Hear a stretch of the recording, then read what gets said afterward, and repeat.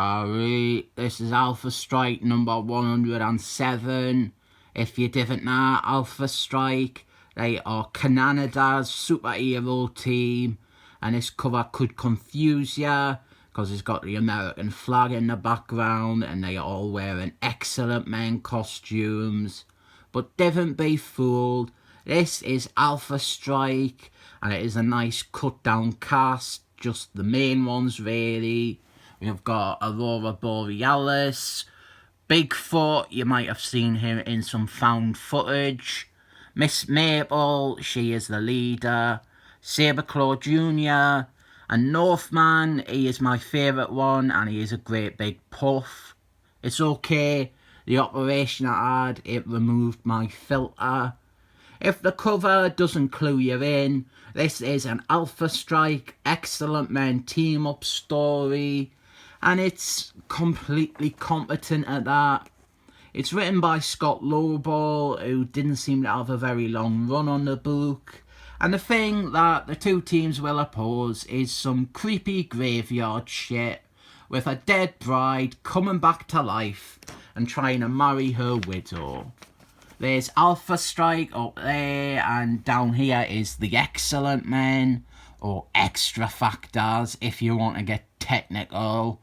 We have got Pillick, Miss Magnets, Wolf's Girl, Strong Guy, Not Sunder You Inbred Hicks, and Multiplication Man.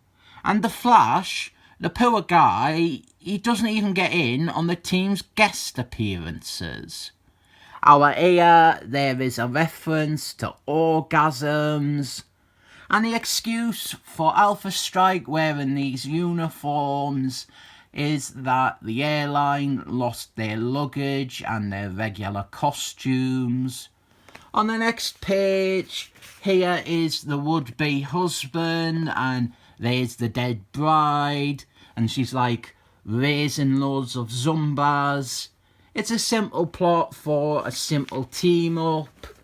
The team's interactions, they aren't anywhere near as exciting or enlightening as you would hope.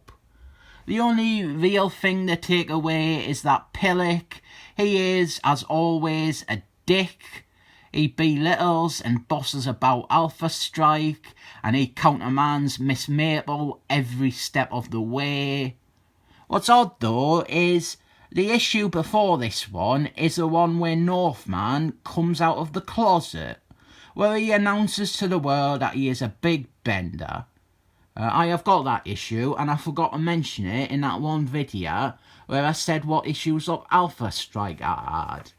But in this one, the next issue, there's no fallout or even reference to Northman or his love for cock.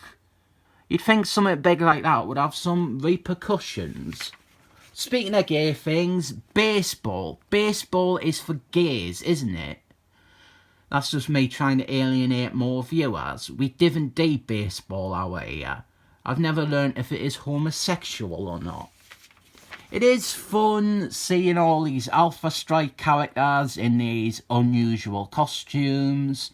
Especially since we have got a sighting of Bigfoot here, who is wearing what is practically just Strong Guy's costume. Strong Guy, not Sunder, you dick monkeys. Then we have got stuff like this, which is Scott Lobdell trying his hardest to do some comedy that is in line with the Extra Factors book. And it doesn't really work, but look, there is some sideways tits. Sorry Northman, this isn't for you, there's nothing here for you. This isn't really an interesting enough plot to get invested in, and there's not enough character to compensate for a lacking plot. The only character beat is that Pillick is terrible, and that is always the case. So here we have got our creepy Zumba wedding, and there's the bride. Not bad for a deadie, but the husband, he doesn't really want to marry a corpse, which is perfectly understandable because that is illegal and it is not sexy. Loads of backstory on the bride. This is for fans of backstory. If you go mad for backstory, if you love backstory, you've got backstory here. The two teams, they end up fighting a bunch of zombies, but none of them do anything notable in these skirmishes, except maybe Multiplication Man, who gets an awkward looking splash page of him multiplying. It's kind of like they just copied and pasted the same asset over and over again. Then we end with the would-be husband. He decides to marry the bride to stop all this madness. And when he does, she turns to dust and we've got a DC-style abrupt ending.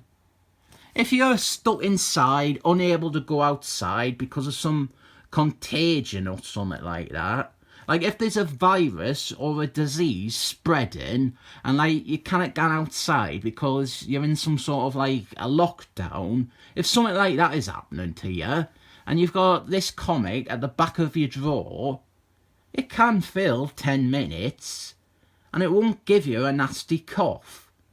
There's nothing in it, nothing at all. It is a total time filler.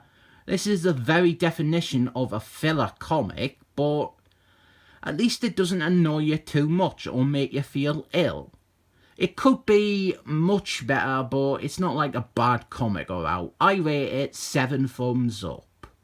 Honestly, I'm not a homophobe now. I'm drinking me water through a pink straw.